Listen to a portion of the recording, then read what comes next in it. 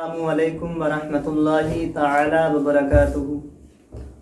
मैं आपका भाई शाहिद नूरी फिर एक वीडियो के साथ हाजिर आया। आज मैं आपको वीडियो दिखाता हूँ कि हिंदुस्तान के हालात क्यों ख़राब हो रहे हैं, किसकी वजह से ख़राब हो रहे हैं, हिंदुस्तान के अंदर दंगे कौन करवा रहा है। और आपको बताता हूँ, हज़रत मुफ्ती सलमान अज़हरी साहब ने एक इंटरव्यू में क्या कहा था कि कभी मुसलमानों को मस्जिद और मंदिर के नाम पर लड़ाया जाता है, तो कभी किसी ज़रिए से ये लोग चाहते हैं दंगा हो। मगर मुफ्ती सलमान अज़हरी ने अपने इंटरव्यू में क्या कहा, देखिए। वीडियो शुरू करते हैं। अगर आप हमारे चैनल पर अभी नए हैं तो सबसे पहले हमारे चैनल को सब्सक्राइब कर लें। वीडियो अच्छी लगे तो कमेंट करके आप हमें ज़रूर बताएं और एक लाइक ज़रूर करें। चलिए वीडियो शुरू करते हैं। वसलामुन अला हबीबिहिल मुस्तफ़ा अम्मा बाद। सबसे पहली बात यह है कि हिंदुस्तान के जो हालात ख़राब हो रहे हैं ये अचानक नहीं हो रहे हैं, पूरा प्री प्लान हो रहे हैं। यानी ख़ास तौर पर एक कम्युनिटी को टारगेट करना और उनको उनके जज्बात पर और उनके मुक़द्दसात पर बार बार हमले करना, जाहिर सी बात है ये कई दिनों से चल रहा है और अब के सालों में ये कुछ ज़्यादा ही गर्म हो गया है। शुरू में ऐसा होता था कि मंदिर मस्जिद के टॉपिक्स चलते रहते थे, बहुत सालों से ये बातें होती थी, लेकिन अब तो ऐसा हो गया कि मुसलमान जिन जिन चीज़ों पर अपने इस आज़ाद मुल्क में अमल करना चाहते हैं उन चीज़ों को टारगेट किया जाता है। मुझे बताइए, आज अगर ये इंडिया आज़ाद मुल्क है, भारत हमारा, सबको साथ में रहने का और अपने अपने धर्म का पालन करने का यहाँ पर मौका मिलता है और इजाज़त आम है, तो फिर ये ख़ास तौर पर मुसलमानों के ख़ास जो रिलीजियस मामलात है उसको क्यों टारगेट किया जाता है। हम कभी जा कर के आज तक बाहर अपना ये प्रोटेस्ट नहीं किए, एहतजाज नहीं किए कि क्रिश्चियन लोग क्या खाते हैं, यहूदी लोग क्या खाते हैं, सिख लोग क्या खाते हैं, हिंदू लोग क्या खाते हैं, लेकिन हम क्या क्या खाते हैं ये इनको बड़ी फिक्र है। कुछ ऐसे हैं, मैं देश के पूरे हिंदुओं की बात नहीं करता, बहुत सारे आज भी हैं जो समझदार हैं, बल्कि वो खुद ही डिफेंस में खड़े भी हैं, लेकिन एक ख़ास तबका ऐसा है जिसको कट्टरवाद बनाया गया है। पता नहीं उनको कौन सा भंग पिला करके सड़कों पे उतारा जाता है। वो ख़ास तौर पर हलाल गोश्त, इनको क्या पड़ी है, हम हलाल गोश्त किस तरह से खा रहे हैं, बरसों से खा रहे हैं, आज की बात नहीं है। देश आज़ाद हुआ उससे पहले भी जो मुसलमान खाते थे उसी अंदाज से आज भी खा रहे हैं। ये मामला हुआ, औरतें हिजाब पहने तो तकलीफ होने लग गई है। भाई जब पहनने की आज़ादी है, आप कुछ भी पहन करके बाहर आओ, हम किसी को सवाल नहीं करते, पूछते नहीं है।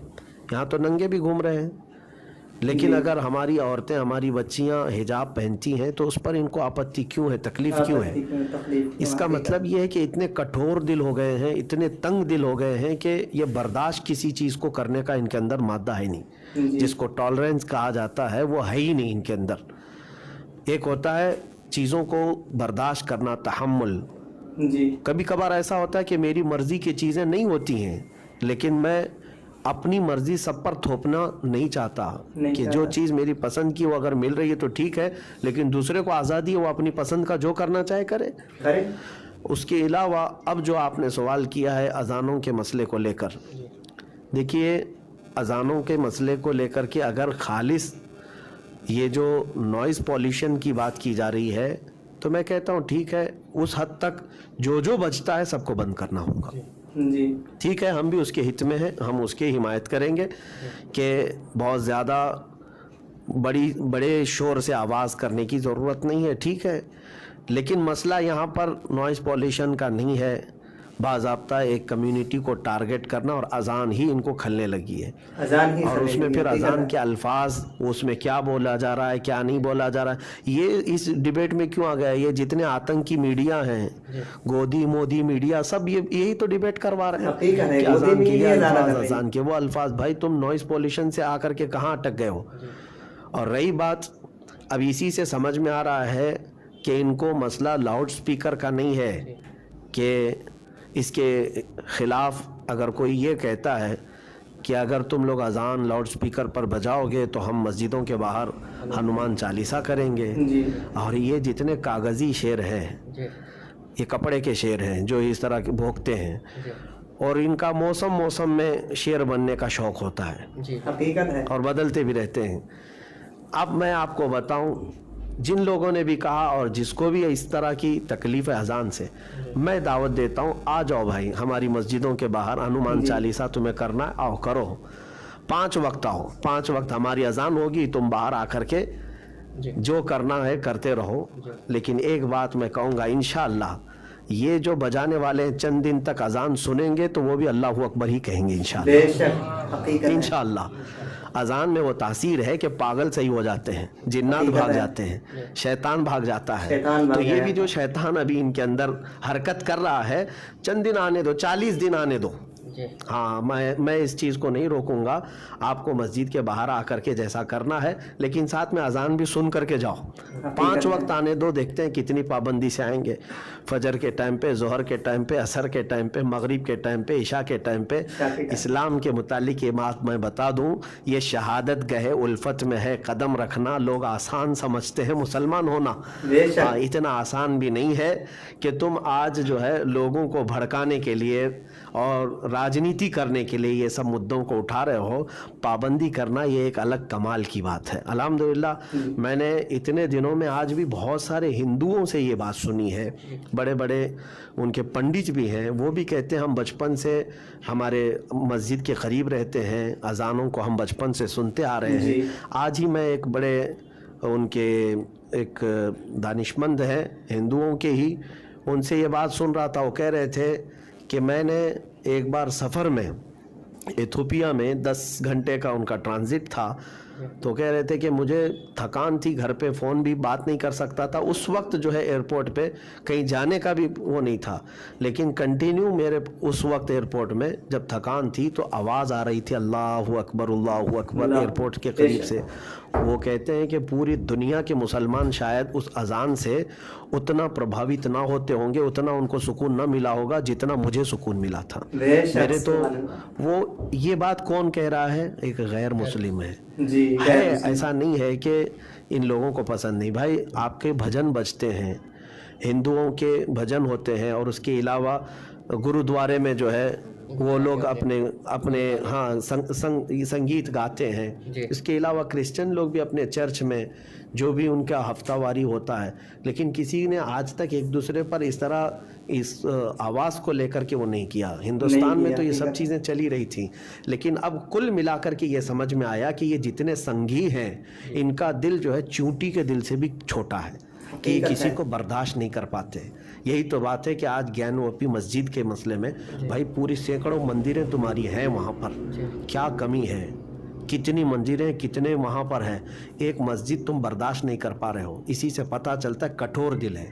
नहीं, जो बात कही जा रही है कि ज्ञानवापी को बता रहा हूँ, मंदिर जो है वो तोड़ के मस्जिद बनाएगी, ऐसा उनका कहना है, और यही पिटीशन दाखिल की गई थी। नहीं, ये 1947 के बाद जब ये कोर्ट ने हुक्म दे दिया कि जितने भी धार्मिक स्थल हैं एज इट इज वैसी ही रहेंगे, शनाख्त उसी तरह वैसी रहेगी। 1947 के बाद जो मंदिर थी वो मंदिर, जो मस्जिद है वो मस्जिद।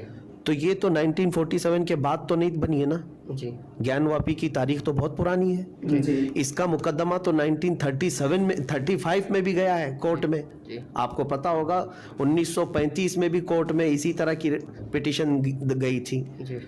और उसके बाद फिर कई मरतबा ये चलता आया, लेकिन 1947 के बाद का इंडिया जो भारत आज़ाद होने के बाद ये जो कानून है कि जो भी धार्मिक स्थल है वो उसी तरह रहेगी। हत्ता कि यहाँ तक भी मैंने देखा कि इसको चैलेंज भी नहीं करना चाहिए अब आगे जा करके। ये भी कोर्ट ने कहा है कि अगर कोई मंदिर 1947 से पहले का है तो अब कोई जा करके उस पर भी अपना दावा ना ठोके, इसी तरह मस्जिद पर भी।